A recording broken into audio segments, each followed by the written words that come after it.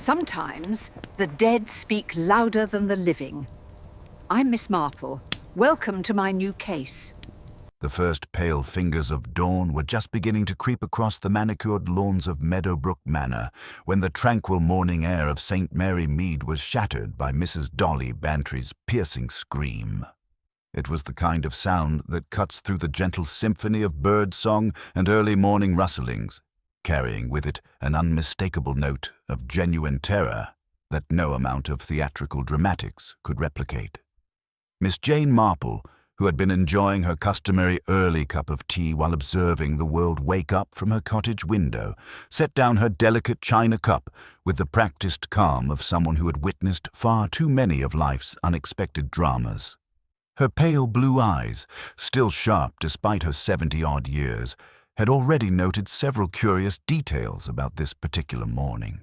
The unusual number of lights burning in the manor's windows well before dawn, the hasty departure of a motor car sometime around 4 o'clock, and most intriguingly, the sight of someone moving about the manor's garden with what appeared to be a torch.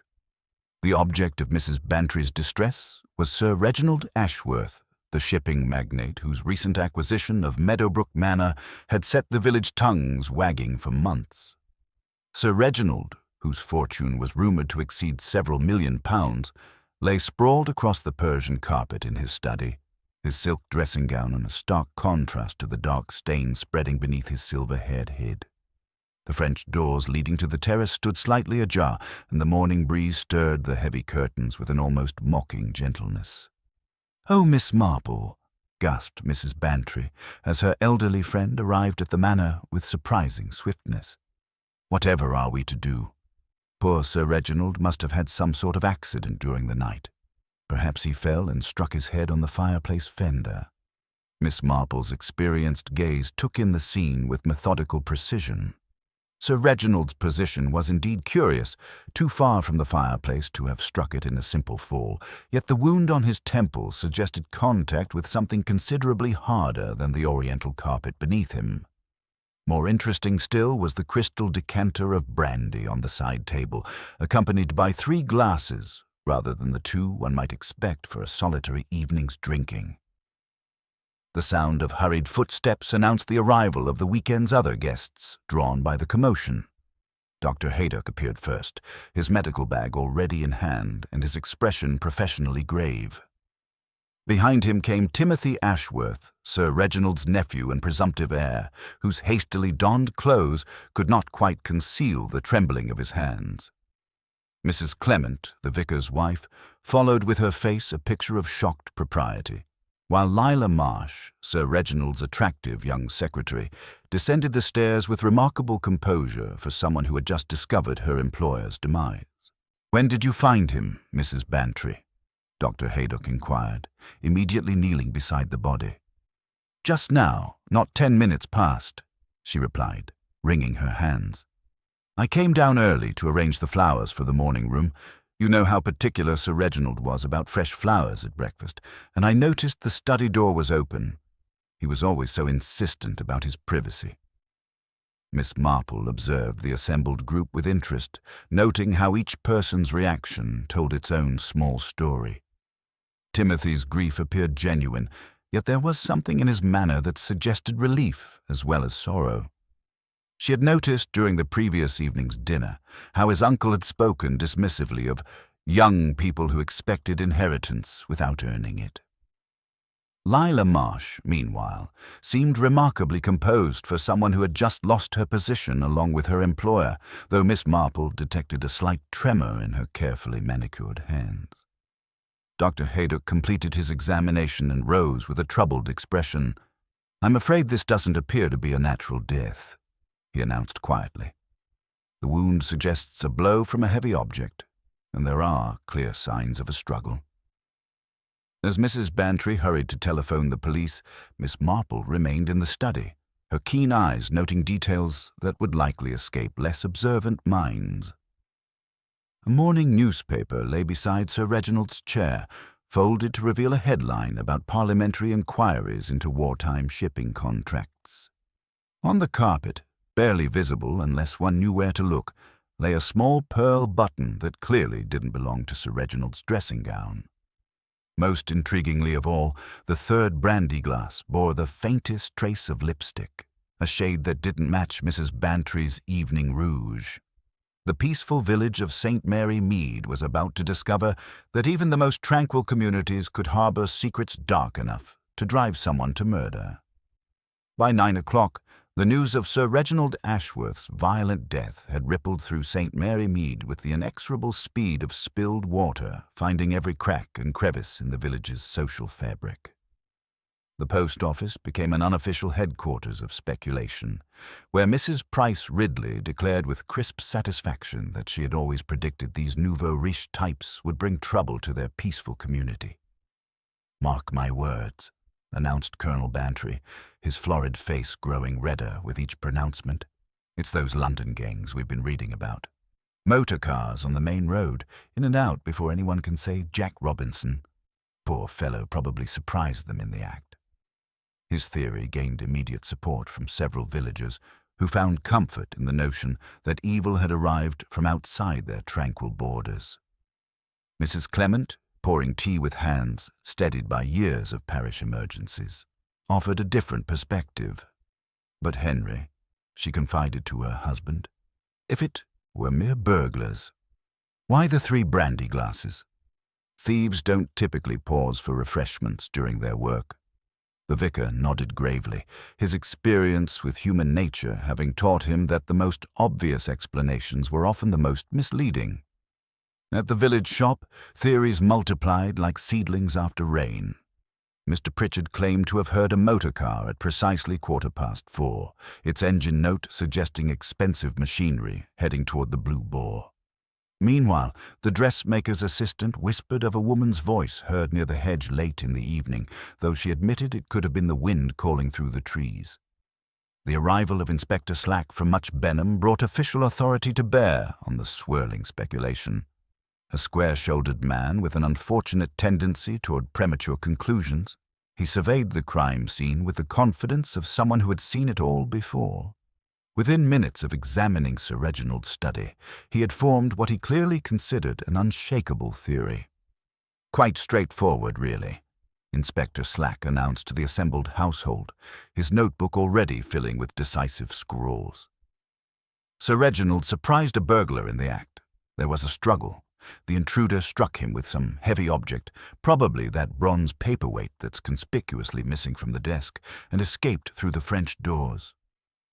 Dr. Haydock, however, raised a troubling objection with professional authority. "Inspector, the angle of the wound suggests the blow came from someone roughly the same height as Sir Reginald, perhaps slightly shorter. A burglar caught in the act would more likely have struck upward in panic, wouldn't you think?" This medical observation created an uncomfortable silence among the weekend guests. Timothy Ashworth's hands clenched nervously, while Lila Marsh found sudden fascination in arranging papers with mechanical precision. Mrs. Bantry looked between them with growing unease, the comfortable burglar theory beginning to crumble under scrutiny. Miss Marple, who had been quietly examining the brandy decanter, made her own gentle observation. "Such beautiful crystal," she murmured, her voice carrying just enough to be overheard. "And how interesting that Sir Reginald should have been entertaining guests so late. 3 glasses, though only one appears to have contained brandy. The others seem to have held something else entirely."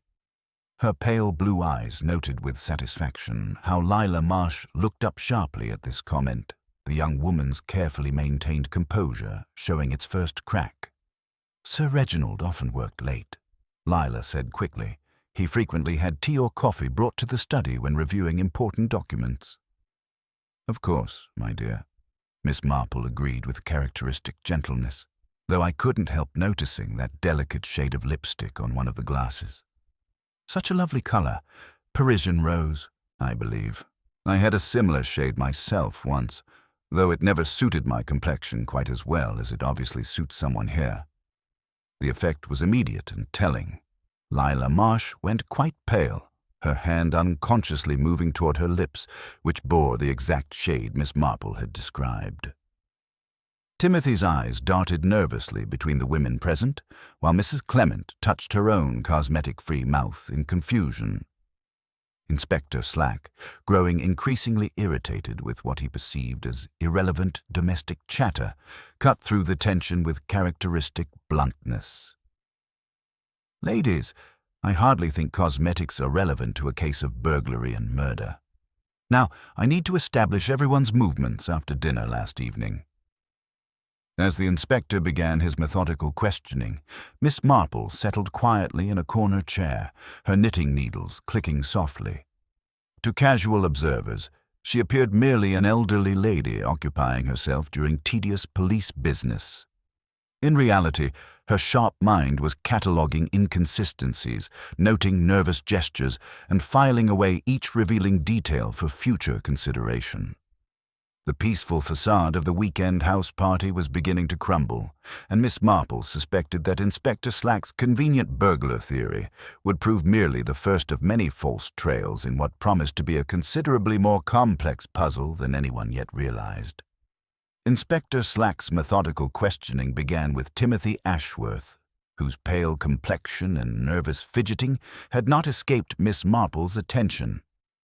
The young man recounted his evening with careful precision, explaining that he had remained in the drawing-room with his uncle until nearly 11 o'clock, discussing what he diplomatically termed family business matters. "I retired early," Timothy continued, his hands clasping and unclasping in his lap. "The country air always makes me restless, so I took one of Uncle Reginald's sleeping powders.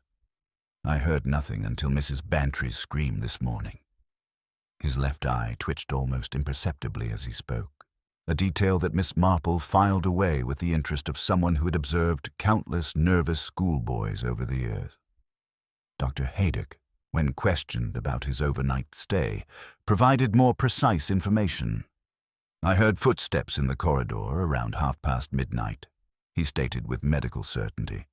"Someone moving quite deliberately, not attempting concealment.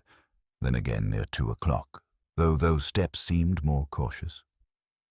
His professional observations added weight to the growing evidence that the household had been far from peaceful during the night hours. Lila Marsh presented a strikingly different demeanor when called upon. Her account was delivered with the practiced composure of an experienced secretary, yet Miss Marple detected the faint tremor in her right hand that belied her calm exterior. "I worked late in my office, finalizing correspondence related to Sir Reginald's shipping interests," she explained. "He was particularly concerned about some parliamentary inquiries into wartime contracts that required immediate attention." This revelation caused Miss Marple's knitting needles to pause almost imperceptibly. The morning newspaper, still folded to display headlines about parliamentary investigations into wartime profiteering, suddenly took on greater significance. The timing seemed far from coincidental, particularly given Sir Reginald's obvious agitation during the previous evening's dinner conversation. "I heard Sir Reginald dismiss a visitor around midnight," Lila continued, her voice steady despite the gravity of her words. "The study door was closed, but the voices were quite distinct. The visitor sounded agitated, though I couldn't identify who it might have been." Inspector Slack seized upon this information with evident satisfaction. "So we have confirmation of a late-night visitor," he announced, his notebook filling with decisive notations. "Clearly our burglar conducting reconnaissance before returning for the actual theft." Miss Marple, however, found herself troubled by several inconsistencies in this theory. During a moment when the inspector's attention was focused on examining the French doors, she managed a closer inspection of the mysterious third brandy glass. Beyond the trace of Parisian rose lipstick, she detected something far more intriguing, the faint residue of what appeared to be sleeping powder, the same medication Timothy had mentioned taking. The implications were disturbing. If someone had been drugged, it suggested careful premeditation rather than an opportunistic crime. Yet who had been the intended victim, and why had Sir Reginald ended up dead instead? Mrs. Bantry, when pressed for details, revealed that she had been awakened around midnight by what she described as muffled voices from the study's direction. I assumed it was Sir Reginald conducting his usual late-night business, she explained apologetically. He often worked until the early hours, and I didn't want to appear intrusive by investigating. As the questioning continued, subtle tensions among the weekend guests became increasingly apparent. Mrs. Clement mentioned overhearing a heated discussion between Timothy and his uncle on Friday evening about responsibility and proper inheritance, though she had dismissed it as normal family dynamics at the time. More revealing still was the small pearl button that Mrs. Judd had discovered on the hall carpet that morning. Miss Marple examined it with the gentle interest of someone accustomed to noticing domestic details.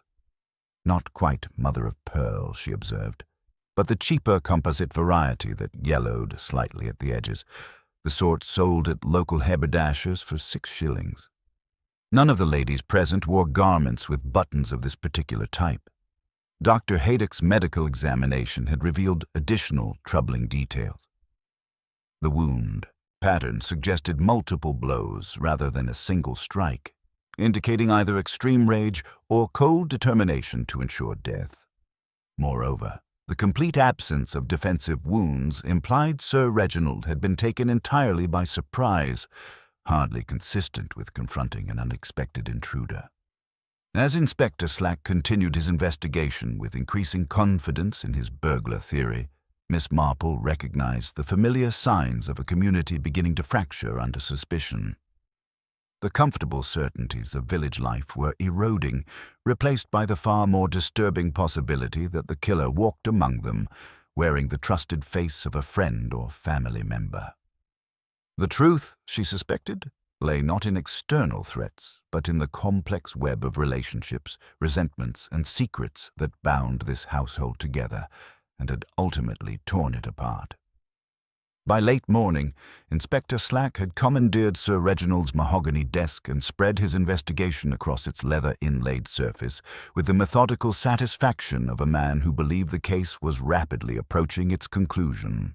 His confidence had crystallized around Timothy Ashworth, whose nervous demeanor and obvious financial distress provided exactly the sort of straightforward motive that appealed to the inspector's practical nature.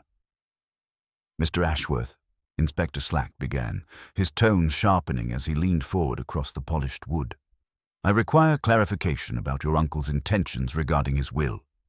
Miss Marsh has provided us with some rather illuminating documents." Lila Marsh stepped forward with practiced efficiency, producing a sealed envelope and, more significantly, a half-typed document secured with pink ribbon. Her movements were precise, though Miss Marple noted the slight tremor in her carefully manicured hands as she placed the papers before the inspector. "That is a draft codicil Sir Reginald dictated yesterday evening," Lila explained, her voice maintaining its professional composure despite the gravity of the situation. "He intended to sign it this morning after reviewing the final language." Inspector Slack's eyebrows rose with evident satisfaction as he scanned the document. "And what, precisely, does this codicil propose to change?" Timothy had moved closer despite himself, his face growing increasingly pale as the implications became clear. Lila's response was carefully measured, though something in her tone suggested she was erecting careful barriers around sensitive information. "A redistribution of certain personal bequests," she said, avoiding Timothy's increasingly desperate gaze. "Sir Reginald wished to establish a charitable trust for sailors' widows and to adjust some family inheritances accordingly." "Adjust meaning reduce," Timothy said, his voice barely above a whisper. The words seemed to hang in the air like an accusation, confirming Inspector Slack's growing certainty about motive. "Precisely," the inspector announced with obvious satisfaction, making decisive notes in his leather-bound notebook. "A nephew who stands to lose a considerable inheritance, a heated family discussion the previous evening, and convenient unconsciousness during the crucial hours. The mathematics are quite straightforward, Mr. Ashworth." Timothy's protests about the sleeping powder fell on increasingly deaf ears, particularly when Mrs. Bantry mentioned observing a light in his room well past midnight. Yet Miss Marple found herself troubled by several inconsistencies that seemed to escape the inspector's attention entirely. During a quiet moment, while Inspector Slack examined the codicil more thoroughly, Miss Marple managed a closer inspection of Timothy's clothing. His dressing gown and bedroom slippers showed no trace of blood stains, remarkable for someone who had supposedly bludgeoned his uncle to death in what Dr. Haydock had described as a violent struggle involving multiple blows.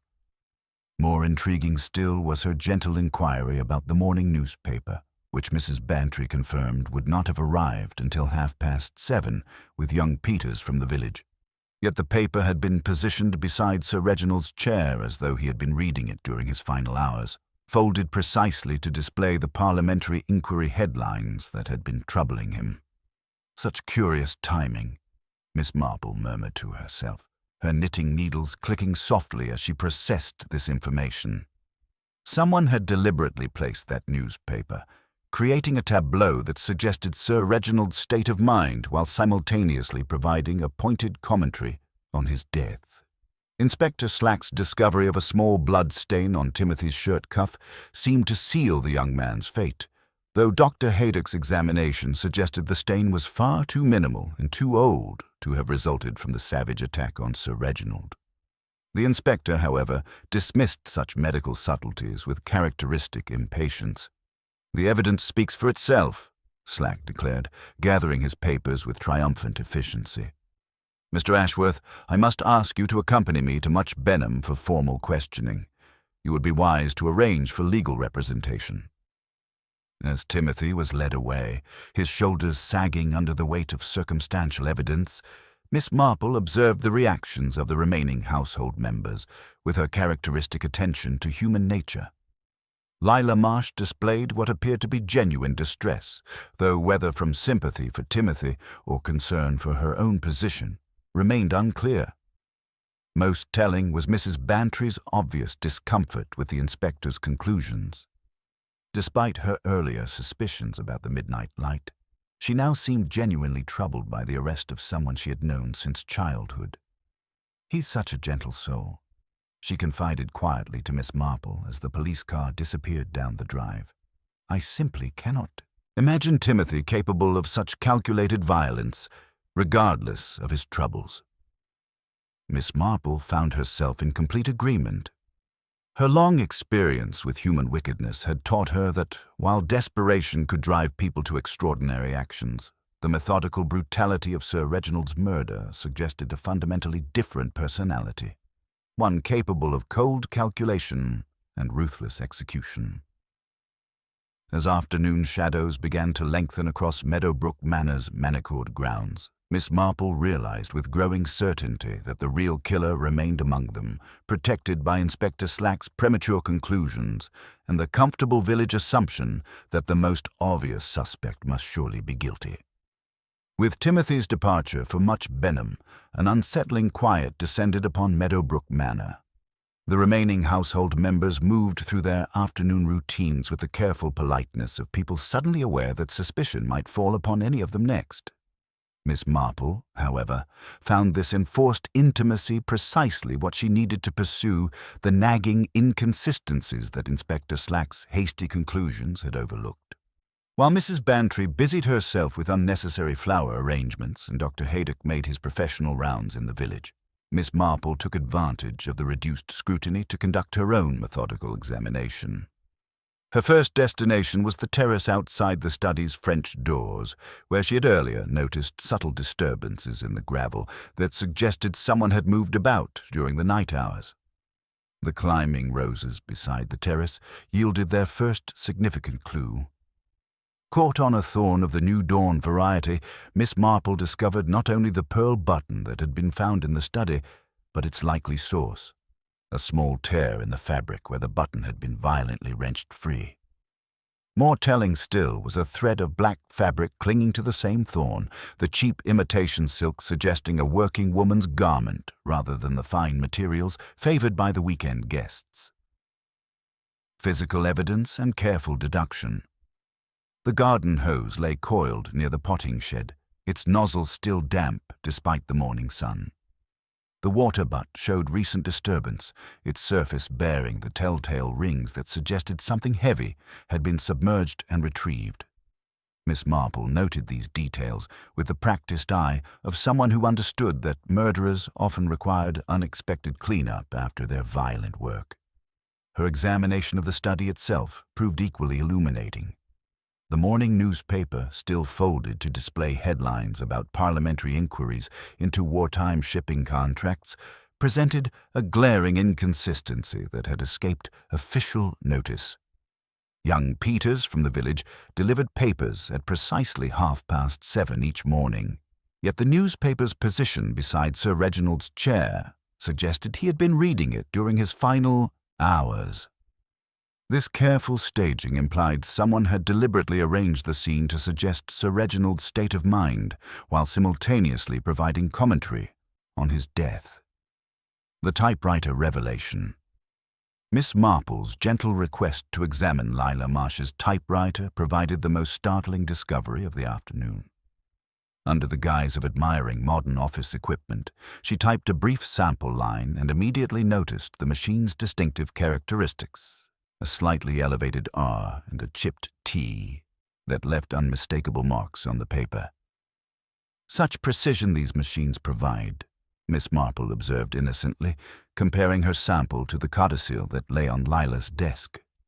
Though I notice the draft version appears to have been typed on a different machine entirely. How curious that the final document should be prepared elsewhere. Lila's carefully maintained composure showed its first crack. Sir Reginald often had documents retyped for clarity, she explained, though her voice carried a defensive edge that hadn't been present before. Subtle interrogation. Miss Marple's subsequent conversation with Lila revealed layers of tension beneath the young woman's professional exterior. The secretary's unconscious gestures, smoothing her hair, touching her throat where a button was conspicuously missing, the slight tremor in her hands when handling papers, all suggested someone under considerable strain. That lovely shade of lipstick you wear, Miss Marple mentioned casually. Parisian rose, I believe. Such a distinctive color, and so faithfully it marks whatever it touches. One must be careful where one sets a glass. The effect was immediate. Lila's fingers closed protectively around her cosmetic case, and her breathing became carefully controlled. I suppose Inspector Slack has all the evidence he requires now, she said, clearly hoping to redirect the conversation away from such personal details. One never knows, Miss Marple replied with characteristic gentleness. These matters do tend to reveal unexpected complexities. The pattern emerges. As afternoon shadows lengthened across the manor's grounds, Miss Marple found herself in possession of a disturbing collection of evidence that painted a far different picture from Inspector Slack's convenient burglar theory. The pearl button, clearly planted as false evidence.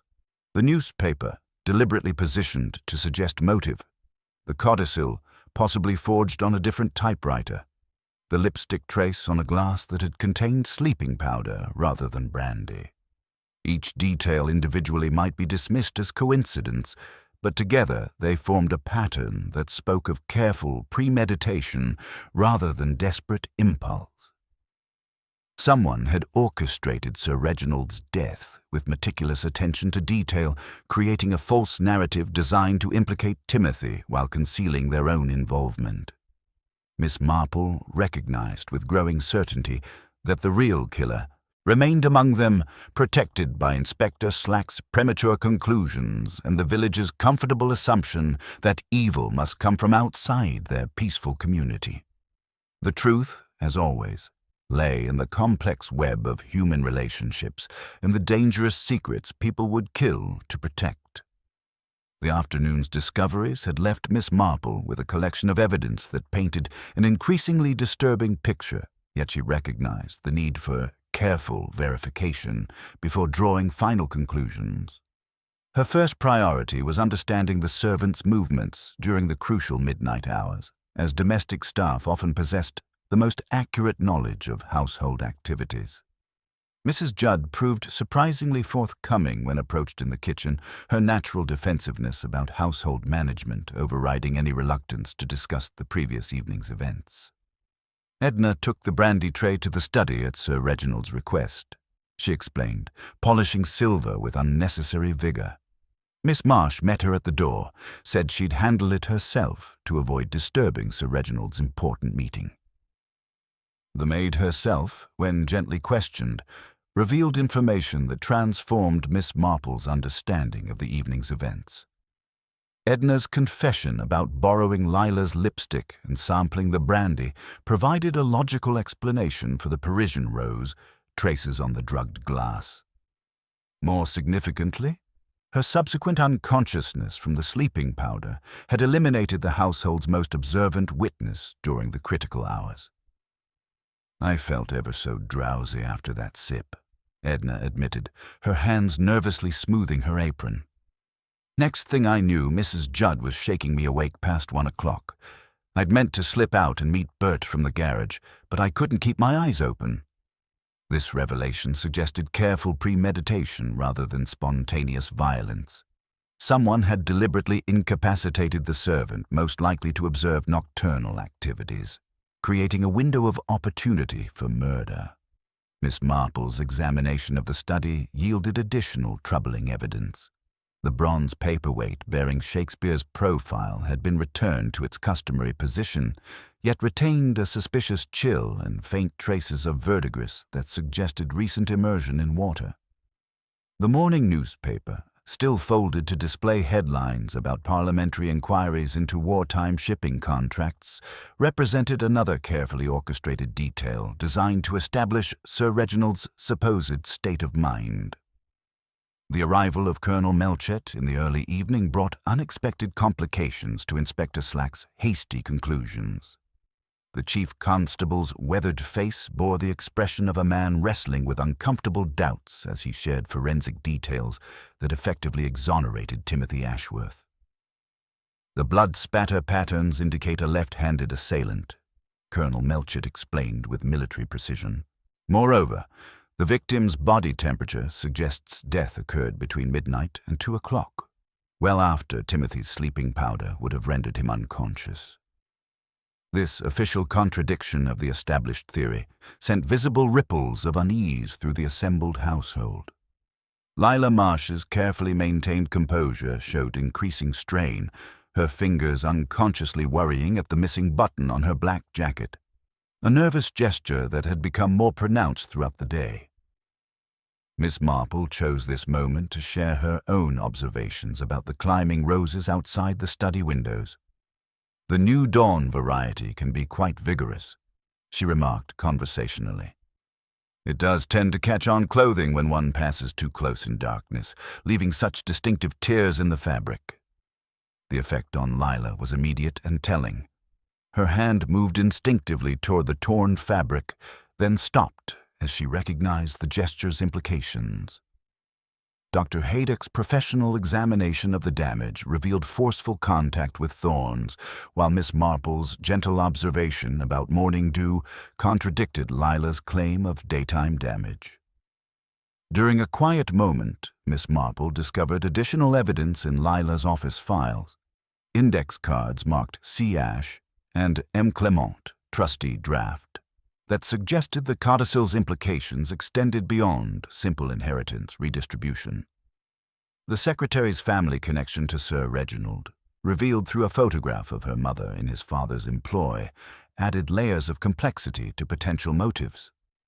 Village gossip, carefully gathered from Mrs. Bantry and Mrs. Clement, painted Sir Reginald as a man whose wartime profiteering and questionable land dealings had created numerous enemies beyond the immediate household. The parliamentary inquiries represented more than inconvenience. They threatened to expose decades of ruthless business practices that had ruined families throughout the district.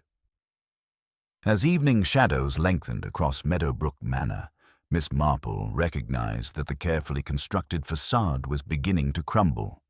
Lila Marsh's professional composure could no longer conceal the mounting evidence of her involvement, while the broader pattern of Sir Reginald's past misdeeds suggested motives far more complex than simple greed. The bronze paperweight, restored to its position yet bearing traces of hasty cleaning, stood as silent testimony to the methodical nature of the crime. Someone had planned Sir Reginald's death with meticulous attention to detail, creating false evidence to implicate Timothy while concealing their own desperate motives.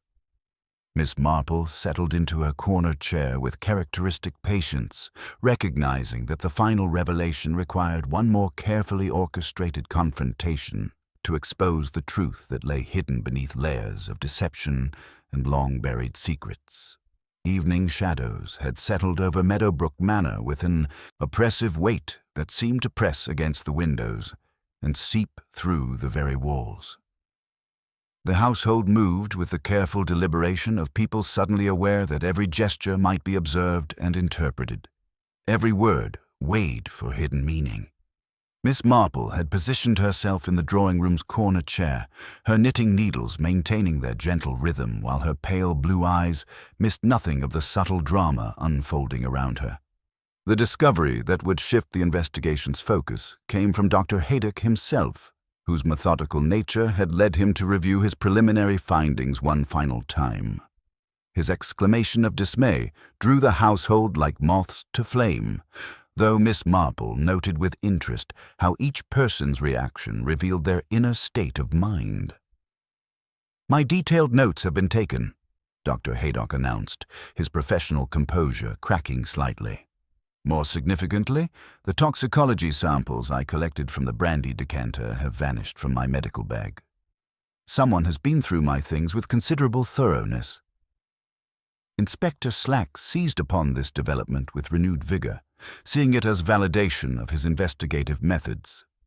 "Clear evidence of guilt," he declared, though his confidence had been notably shaken by Colonel Melchett's earlier corrections. "The killer is attempting to destroy evidence that would expose them." Miss Marple, however, recognized a different pattern emerging. The theft of evidence at this precise moment, after Timothy's alibi had been established and the household's tensions were reaching their peak, suggested not desperation, but calculated misdirection. Someone was orchestrating events with the same methodical precision that had characterized Sir Reginald's murder. Her gentle inquiry about the missing notes prompted Dr. Haydock to reconstruct his findings from memory, and his recollections proved more illuminating than the original documents might have been. "The time of death was actually earlier than my initial estimate," he revealed, his medical training allowing him to recall precise details. "The rigor mortis patterns suggested the fatal blow occurred just before midnight, not the later time frame we had been considering." This revelation struck at the heart of the carefully constructed timeline that had protected the real killer. If Sir Reginald had died before midnight, it eliminated several of the household's supposed alibis and cast new suspicion on those who claimed to have been occupied elsewhere during the crucial moments. More disturbing still was Dr. Haydock's recollection of additional details about the murder weapon. The wound pattern suggested not just a heavy object, but something with a specific contour, rounded edges that created a distinctive impression. The bronze paperweight would indeed match such characteristics. Miss Marple's attention turned to Lila Marsh, whose professional composure had been steadily deteriorating throughout the day. The young woman's connection to Sir Reginald's business dealings had taken on sinister overtones as village gossip revealed the true nature of the parliamentary inquiries that had been troubling him. The investigation wasn't merely examining questionable shipping contracts, it was specifically focused on the merchant vessel Marianne's Star, which had sunk in 1943 with the loss of all hands. Among the crew members who had perished was Lila's father, and the inquiry was examining whether Sir Reginald's company had deliberately overloaded the vessel to maximize wartime profits, knowing full well the risks to human life. "Such a terrible burden for a young woman," Miss Marple observed with characteristic gentleness, her knitting needles pausing as she studied Lila's increasingly strained expression. To work so closely with someone who might bear responsibility for one's father's death requires extraordinary strength of character. Lila's response was barely audible, though her words carried the weight of long-suppressed grief and rage. "Justice delayed becomes justice denied," she whispered, her carefully manicured hands clenching and unclenching in her lap. The parliamentary inquiry might have taken years, and Sir Reginald had resources to fight any accusations indefinitely. The admission hung in the air like a confession, though Miss Marple recognized that the complete truth remained more complex than simple revenge. The missing evidence, the carefully planted clues, the methodical destruction of potential witnesses, all suggested a mind capable of extraordinary calculation and ruthless determination. As darkness settled completely over the manor's grounds, Miss Marple understood that the final confrontation was approaching.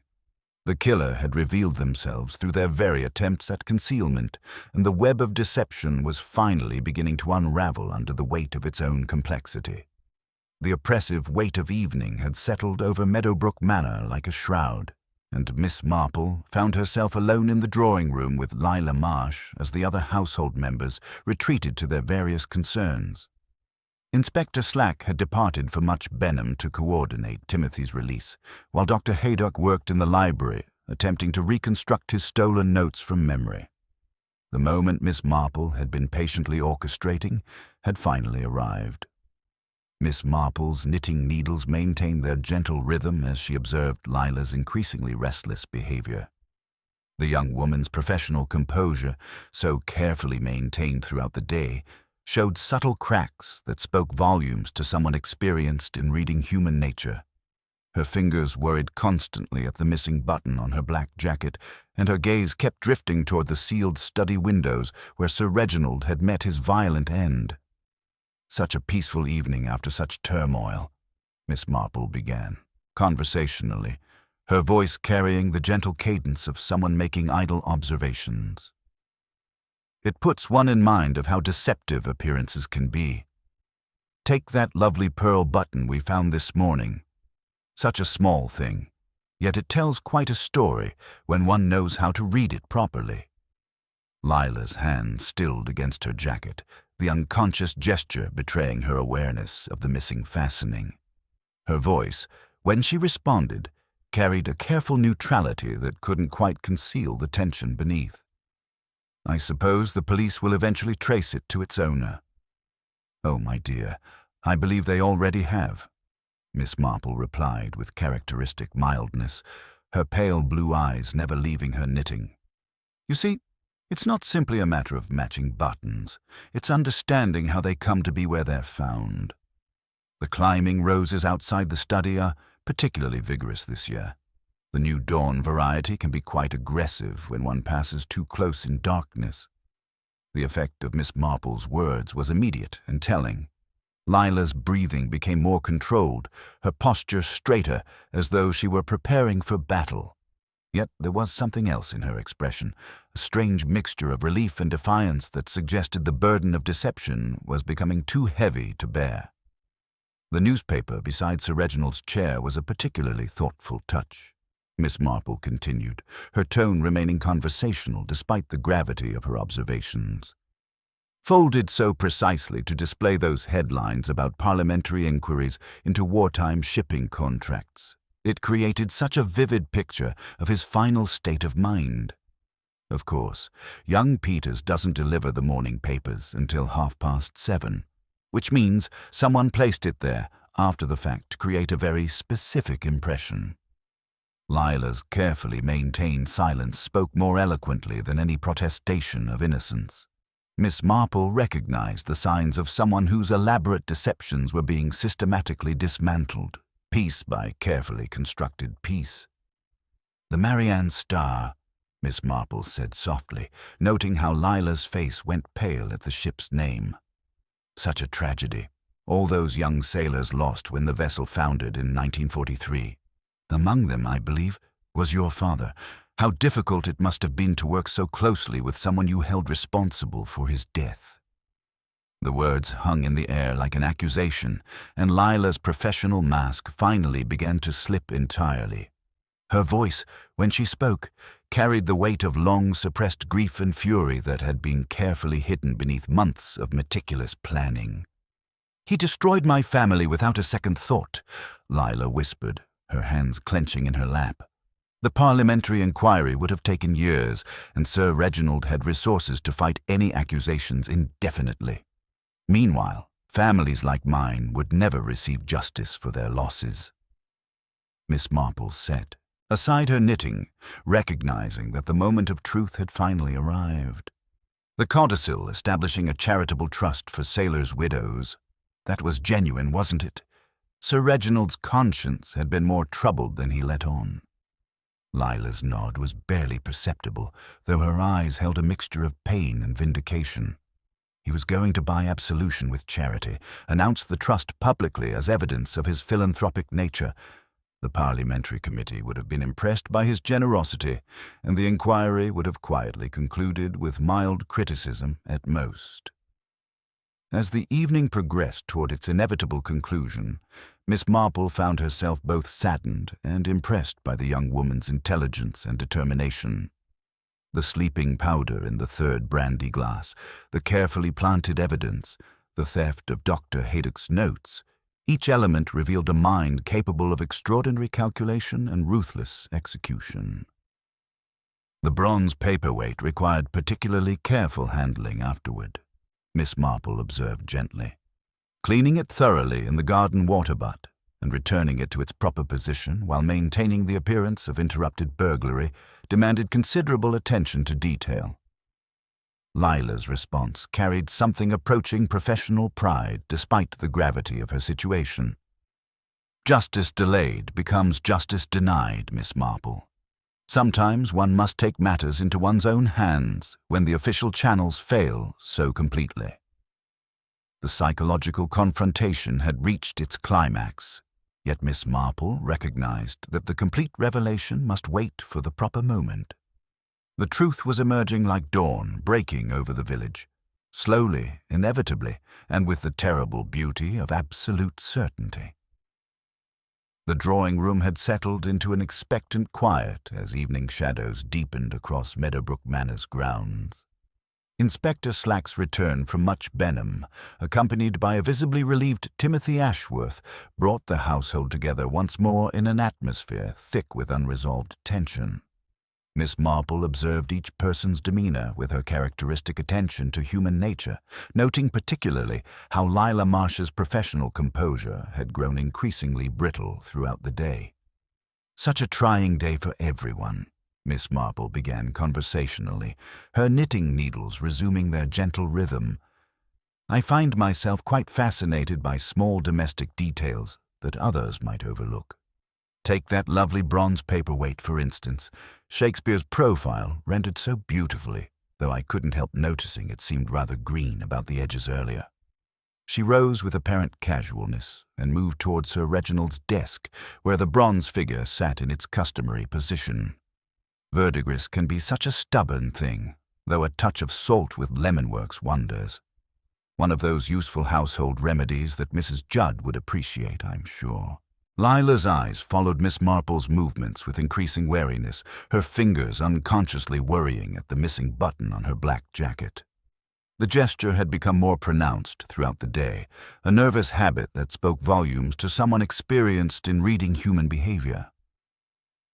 "I wonder, my dear," Miss Marple continued with gentle persistence, "if you might demonstrate the proper technique. I'm so dreadfully clumsy with heavy objects, and you seem to have such capable hands." The request appeared innocent enough, yet Lila's hesitation was telling. When she finally approached the desk, Miss Marple noted with satisfaction how naturally her left hand reached for the paperweight, how confidently she began the cleaning motion despite claiming no particular expertise with such tasks. "That's beautifully done," Miss Marple observed, watching the verdigris lighten under Lila's ministrations. "One would almost think you had done this very recently." The effect was immediate. Lila's hand stilled against the bronze surface, her breathing becoming more controlled as she recognized the trap she had walked into.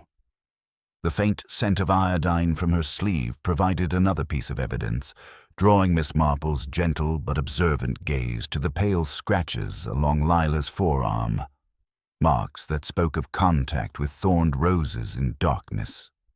Dr. Haydock's entrance with his reconstructed notes provided additional confirmation of Miss Marple's growing certainty. His professional eye immediately noted the iodine stains and healing scratches, though he diplomatically refrained from direct comment. "Roses can be dreadfully careless," Miss Marple remarked with characteristic mildness. "They will insist on clutching at one in the most unladylike way, particularly when one passes too close in darkness." The observation hung in the air like an accusation, though delivered with such gentle concern that it might have been mere conversation. Lila's instinctive movement to conceal the scratches confirmed their significance more eloquently than any confession. Miss Marple's subsequent examination of the typewriter samples provided the final pieces of her methodical reconstruction. The comparison between Lila's office machine, the parish typewriter, and the mysterious Codicil revealed discrepancies that spoke of careful forgery and premeditation. "How personalities do creep into machines," Miss Marple observed, her tone remaining conversational despite the gravity of her discoveries. "They take on the habits of those who use them, just as dogs do with their masters." Lila's gaze flickered toward the desk drawer where the codicil had been kept, then toward the French doors leading to the terrace. Miss Marple recognized the calculation, measuring distances, evaluating escape routes past the thorned roses that had already betrayed her once. As Colonel Melchett arrived with the authority to make official arrests, Miss Marple found herself face to face with a young woman whose elaborate deceptions were finally crumbling under the weight of accumulated evidence. Lila's professional mask had slipped entirely, revealing the grief and rage that had driven her to such desperate measures. "You needn't trouble yourself with thoughts of escape, my dear," Miss Marple said with surprising gentleness. "The roses would only catch at you again, and I believe you've carried this burden quite far enough." The words carried both compassion and finality. Lila's shoulders sagged as she recognized that her carefully constructed facade had been systematically dismantled by an elderly lady whose understanding of human nature exceeded any forensic science. The mantelpiece clock's steady ticking seemed to measure the weight of revelation as Miss Marple prepared to gather the household for the final exposition. The psychological confrontation had achieved its purpose. Lila's guilt was now evident to those who knew how to read the signs, though the complete reconstruction of her crime awaited the proper moment for full disclosure. The truth was emerging like dawn, breaking over St. Mary Mead. Slowly, inevitably, and with the terrible beauty of absolute certainty. The drawing room at Meadowbrook Manor held an expectant quiet as Miss Marple set aside her knitting with the gentle finality of someone prepared to deliver truth. The assembled household, Inspector Slack with his chastened notebook, Colonel Melchett bearing official authority, Dr. Haydock with his medical certainty, Timothy Ashworth pale but no longer under suspicion, and the Bantrys and Clements representing village propriety, all waited with the particular tension that precedes revelation. Lila Marsh stood near the fireplace, her professional composure finally cracked beyond repair, her fingers unconsciously worrying at the missing button on her black jacket. "I find myself reminded," Miss Marple began with characteristic gentleness, "of how often we allow ourselves to be misled by the stories we prefer to tell about murder." Inspector Slack quite naturally saw the hand of a common burglar, a narrative that seemed to fit certain obvious facts. Yet real wickedness is usually far more domestic and considerably more methodical. Her pale blue eyes rested briefly on the brandy decanter. 3 glasses were found, though only one had contained brandy. The second held sleeping powder, intended for poor Edna, who had borrowed Miss Marsh's lipstick for her evening adventure. A servant drugged by her own curiosity could hardly witness the comings and goings that followed. The 3rd glass was merely theatrical, a prop to suggest late visitors where none existed. Miss Marple's knitting needles resumed their gentle rhythm as she continued her reconstruction. The morning newspaper provided our first significant inconsistency. It lay folded beside Sir Reginald's chair, displaying those troubling headlines about parliamentary inquiries. Yet young Peters doesn't deliver papers until 7:30. Someone placed it there after the murder to suggest Sir Reginald's final state of mind, anxious about wartime profiteering investigations that threatened his reputation. The pearl button discovered in the study drew Miss Marple's particular attention. Such a small thing, yet it told quite a story when one knew how to read it properly. Not genuine pearl, but the cheaper composite variety that yellows at the edges, the sort sold at local haberdashers. It was meant to suggest a struggle with an intruder, yet it had been deliberately planted by someone who had lost it themselves while escaping through the French doors. Her gaze shifted meaningfully toward Lila's jacket. The new dawn roses are particularly vigorous this year, and they will catch at clothing when one passes too close in darkness. The scratches on Miss Marsh's forearm, treated with iodine, provided additional confirmation of her nocturnal journey through the garden. Dr. Haydock's professional nod supported Miss Marple's next observation. The bronze paperweight served as our murder weapon, Shakespeare's noble profile turned to ignoble purpose. The wound patterns suggested multiple blows from a left-handed assailant, and when asked to demonstrate cleaning techniques, Miss Marsh instinctively used her left hand with practiced familiarity. The weapon's subsequent treatment revealed the killer's methodical nature. The paperweight required careful washing in the garden water butt to remove blood traces, though the verdigris proved more stubborn. Fresh rings on the water's surface confirmed recent use, and the bronze retained a telltale chill despite being returned to its proper position. Miss Marple's voice softened as she addressed the human tragedy underlying the crime. The parliamentary inquiry into the Marianne's star disaster represented more than bureaucratic inconvenience for Sir Reginald. Among the 17 sailors lost when that vessel foundered in 1943 was Miss Marsh's father. The inquiry threatened to expose how Sir Reginald's company had deliberately overloaded ships to maximize wartime profits, knowing full well the risks to human life. Lila's whispered response carried years of suppressed grief and rage. He was going to escape justice entirely with his charitable trust. A few pounds for sailors' widows would have impressed the parliamentary committee, and the inquiry would have concluded with mild criticism at most. The codicil establishing the trust was genuine, Miss Marple observed gently, though Miss Marsh retyped portions on the parish typewriter to make Timothy's inheritance reduction appear more severe than intended. This created the false motive that initially misled our investigation. Colonel Melchett stepped forward with official authority as Miss Marple delivered her final words. Justice delayed does indeed become justice denied, my dear, though taking matters into one's own hands inevitably creates greater tragedy than the original injustice. When we assume the role of judge and executioner, we carry that burden forever.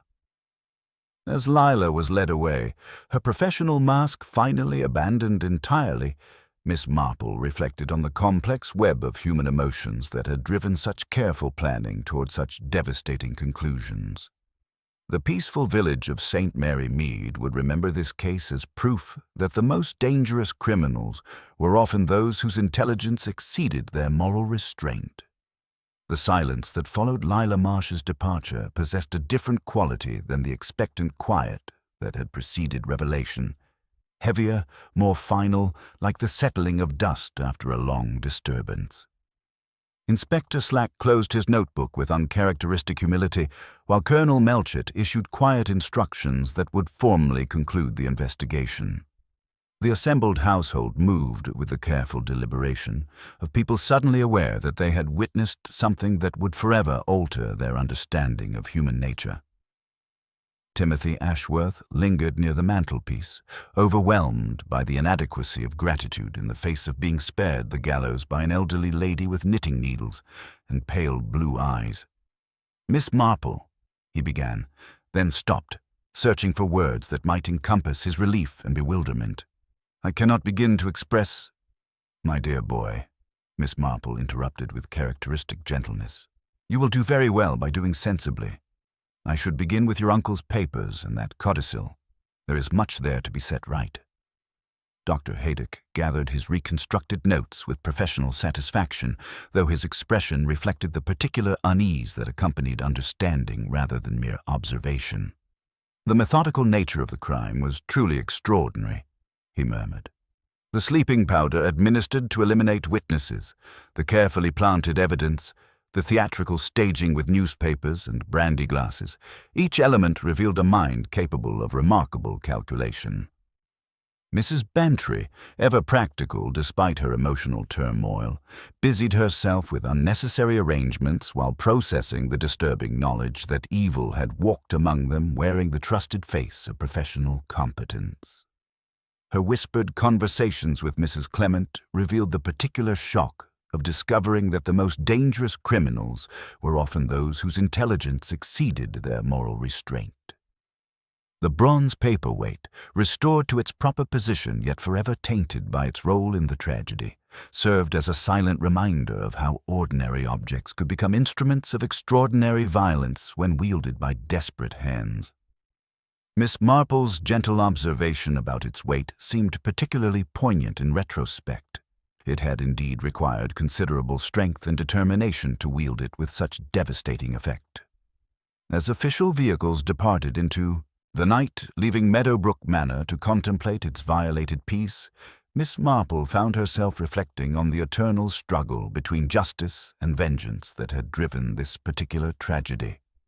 Lila Marsh's intelligence and determination might have been channeled toward legitimate legal remedies, yet grief and rage had corrupted noble intentions into something far more destructive. The following morning brought a different quality of village gossip to St. Mary Mead. No longer vague speculation about mysterious burglars or Timothy's supposed guilt. The conversation now centered on the chilling details of Lila's methodical planning and her years-long pursuit of vengeance for her father's death. The post office buzzed with morbid fascination as residents grappled with the knowledge that even in their peaceful corner of England, human passions could boil over into deadly calculation. Timothy's inheritance of both fortune and responsibility came with the sobering weight of his uncle's legacy. Miss Marple suspected he would establish the charitable trust his uncle had drafted, though larger and without public fanfare, not as memorial, but as correction. When he approached her with the carefully worded documents, asking if she would witness his signature, she noted with approval the absence of his name from any announcement and said simply, "That will do." The parliamentary inquiry into Sir Reginald's wartime activities would continue, though his death had effectively ended any possibility of personal accountability for the Marianne's star disaster. The families of other victims would receive no comfort from his violent end, while Lila's own life was now forfeit to the consequences of her actions, a sobering reminder that elaborate planning could not ultimately overcome the patient observation of human nature. Village life gradually resumed its customary rhythms, though with an underlying awareness that comfortable assumptions about neighbors and friends might prove dangerously naive. The vicar's gentle sermons about forgiveness carried new weight, while practical conversations about door locks and evening routines reflected a subtle loss of innocence that would never be fully recovered. Miss Marple settled into her cottage that evening with her tea and knitting, her pale blue eyes observing the ordinary world with the patient attention of someone who had spent a lifetime reading the complex text of human behavior. She thought of Lila, whose sharp intelligence had been corrupted by grief into something coldly destructive, and of Sir Reginald, who had mistaken performance for genuine penitence. The truth, as always, had emerged through understanding hearts and minds rather than forensic science, proving once again that the most sophisticated crimes were ultimately betrayed by small human details. The unconscious gesture toward a missing button, the instinctive use of a left hand, the telltale scratches from thorned roses encountered in darkness. Human nature, she reflected with characteristic wisdom, remained remarkably consistent whether in village cottages or grand manors. changing its costumes but never its fundamental shapes.